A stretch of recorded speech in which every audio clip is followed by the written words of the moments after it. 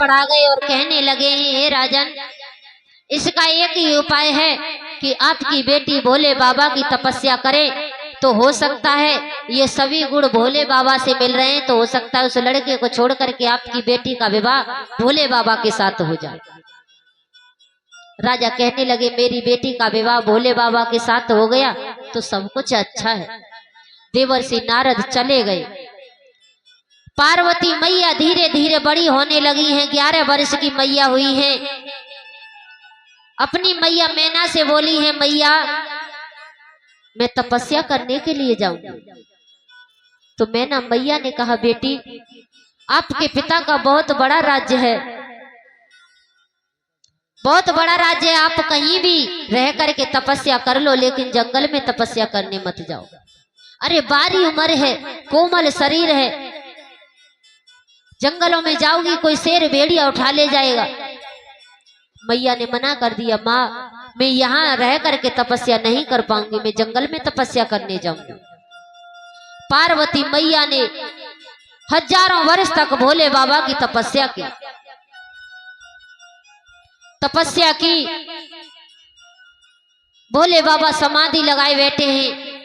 देवताओं को जब मालूम पड़ा कि पार्वती तपस्या कर रही हैं भोले बाबा से विवाह रचाने के लिए, उसी बीच एक तारकासुर नाम का राक्षस हुआ है।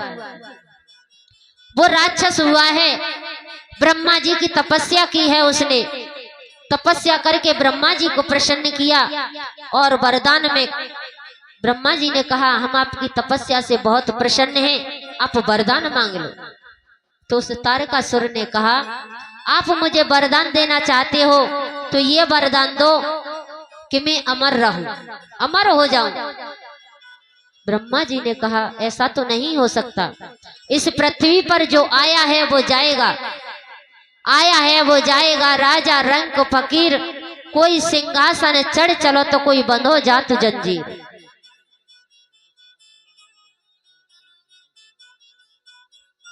इस पृथ्वी पर जो आया है वो जाएगा, इसलिए आप अमर नहीं हो सकते। तारकासुर सोचने लगा है, ऐसे नहीं तो घुमा फिरा के वरदान मांगते हैं इनसे। घुमा फिरा के वरदान मांगा तो सोचने लगे हैं, भोले बाबा ने अटल समाधि ले ली है, ये नहीं पता कि कितने वर्षों में समाधि खुलेगी, और समाधि खुलेगी तो उनकी शादी नहीं होगी, पत्नी नहीं है, और शादी करेंगे तो लड़की नहीं है, और जब शादी नहीं होगी तो उनके लड़का नहीं होगा। तो तारकासुर ने ब्रह्मा जी से वरदान मांगा कि आप मुझे देना चाहते हो तो मुझे वरदान दो कि मेरी मृत्यु हो तो भोले बाबा के पुत्र के हाथों से, भोले बाबा का जो पुत्र हो उसके हाथों से मेरी मृत्यु हो, ये वरदान दो मुझे। ब्रह्मा जी ने कहा, तथास्तु, ऐसा ही होगा। अब तो तारकासुर सोचने लगा, मैं अमर हो गया। क्यों? क्योंकि ना भोले बाबा का विवाह होगा, ना उनका बेटा होगा, और ना ही मेरी मृत्यु होगी। बड़ा खुश है, अत्याचार कर रहा है, देवताओं को बड़ा परेशान कर रहा है। देवता भी बड़े चिंतित हैं कि अब क्या किया जाए। तो आज देवताओं को जब मालूम पड़ा कि पार्वती भोले बाबा को पति बनाने के लिए तपस्या कर रही हैं, लेकिन भोले बाबा अटल समाधि लगाए बैठे हैं, किसी में इतनी हिम्मत नहीं है कि भोले बाबा को समाधि से जगा दे। देवताओं ने सलाह की है, कामदेव को बुलाया, कामदेव को बुलाया, कामदेव से कहा है, आप ऐसा करो, आप भोले बाबा की समाधि तोड़वा दो। कामदेव ने मना किया कि हम भोले बाबा की समाधि तोड़वाएंगे तो इसका इंजाम आप जानते हो क्या होगा। लेकिन कामदेव ने एक बात सोची कि तारकासुर नाम का राक्षस बड़ा ही परेशान कर रहा है, अरे मेरी अकेले की मृत्यु हो जाएगी लेकिन देवताओं का भला हो जाएगा। तो आज कामदेव अपने हाथ में धनुष और बाण लेकर के भोले बाबा की समाधि को तोड़वाने के लिए चले। भोले बाबा की समाधि को तोड़वाने के लिए जब चले, जहां पर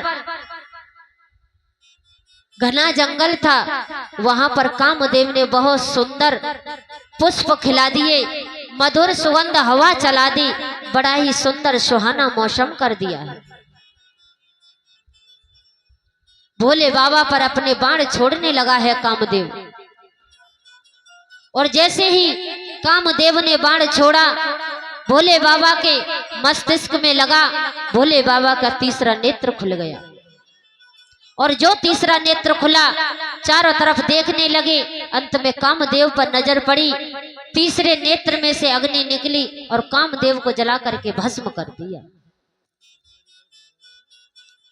कामदेव को जला करके भस्म कर दिया।